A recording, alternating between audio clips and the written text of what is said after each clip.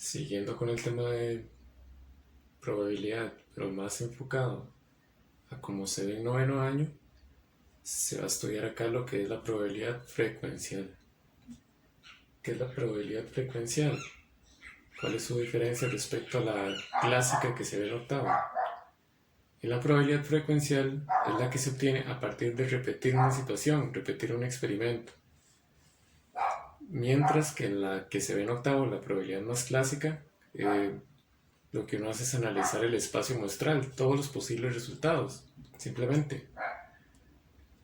¿Cuál es como la diferencia entre ambas? De que si uno repite, bueno, en realidad no hay tanta diferencia porque tienen como el mismo principio en cuanto a cálculo de probabilidad, pero al repetir uno, digamos, al generar toda la probabilidad a partir de repetir una situación, esas repeticiones en realidad son el espacio muestral, ellas pasan a hacer eso. ¿Qué tipo de situaciones, por ejemplo, se pueden calcular mediante probabilidad frecuencial? Aquellas las cuales no se sepa cuáles son todos los posibles resultados, como, no sé, probabilidades de resultados deportivos, por ejemplo, y porque no se sabe cuáles pueden ser todas las variables del juego. Cuando se hace ese cálculo de probabilidad, lo que se hace es tal vez simular un encuentro deportivo 100 veces y decir, de esas 100 veces, 50 las ganó un equipo, 30 las ganó otro y hubieron 20 empates. Entonces se calcula a partir de esto, de estas repeticiones. Algo importante a la hora de estudiar esa definición de probabilidad frecuencial, esa no es la definición en sí, pero ahí lo que estoy señalando es su principal diferencia respecto a la otra, que es obtener esta probabilidad a partir de repetir algo, un experimento, una situación, lo que sea. Eh, Acá la fórmula no cambia en realidad. Sin embargo, uno dice que la probabilidad de un evento A son los elementos favorables, perdón, entre el total de qué, de repeticiones. Por ejemplo, si uno quiere calcular la probabilidad de algo, lo que voy a hacer es contar cuántas veces sucedió ese algo, eso es a lo que me refiero con elementos favorables, entre el total de repeticiones. Por ejemplo, con esa situación que yo daba de un encuentro deportivo, de las cuales un equipo ganara 50, otro 30 y hubieron 20 empates, uno puede decir que, por ejemplo, el equipo que gana 50, ¿cuál es la probabilidad de 50 sobre 100? El que gana 30, ¿cuál es la probabilidad? 30 sobre 100. O sea, él gana 30 de 100. Vamos a hacer tal vez un ejemplo más aterrizado, más concreto, que de hecho ahí está escrito, pueden estar leyendo, que dice, se lanza un dado de 6 caras 10 veces y se anota el número que cae hacia arriba. Ahí me faltó, pero ustedes entienden. Y ahí viene una tabla. Y viene el número de intento 1, 2, 3, 4, 5, 6, 7, 8, 9, 10. Y en cada intento el resultado que dio.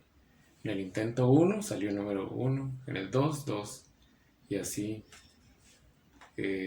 respectivamente. Veamos la pregunta 1. Dice, ¿cuál es la probabilidad de obtener un 3? Entonces lo que uno va a hacer siempre en probabilidades es una división.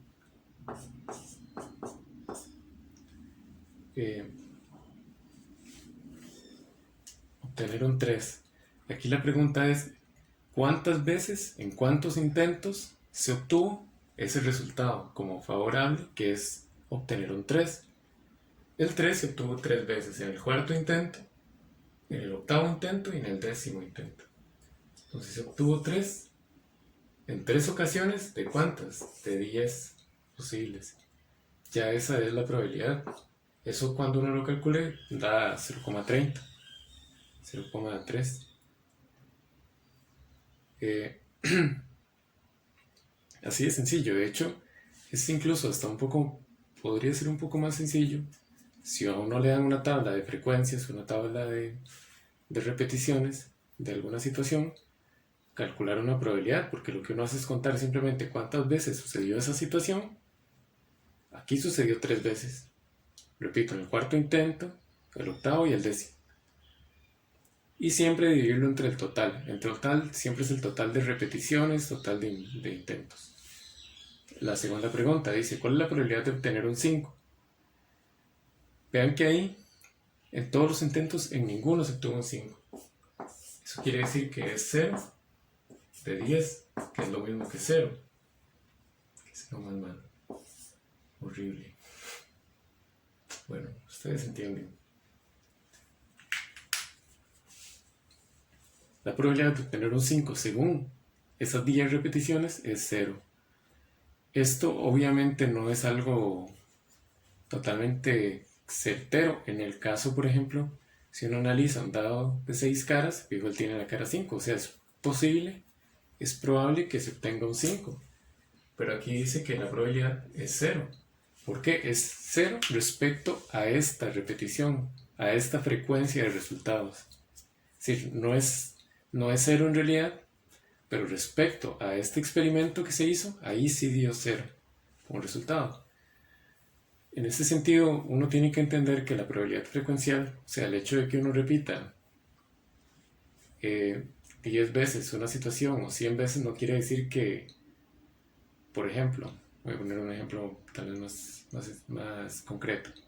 Si uno lanza una moneda 100 veces y 90 veces, o digámoslo así, las 100 veces cayó Skull, no, eso no quiere decir, por ejemplo, según la probabilidad frecuencial ahí, el 100% de probabilidad de que caiga Skull, digamos, la probabilidad de que caiga Skull es 100%, porque lo tiré 100 y cayó 100 veces. Sin embargo, esto no quiere decir que al momento de tirar el 101 me salga lo contrario, corona, por ejemplo.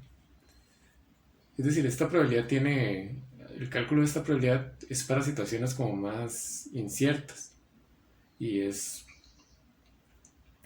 menos exacto, tal vez, que el cálculo de probabilidades de forma natural, digamos, de forma clásica más que todo. Sin embargo, esto es muy útil para cuando uno no puede conocer, repito, y aquí hago mucho énfasis, porque a veces a uno en el examen le preguntan cuándo puede o cuándo debe usar probabilidad frecuencial. Se debe usar cuando uno no puede saber todos los posibles resultados.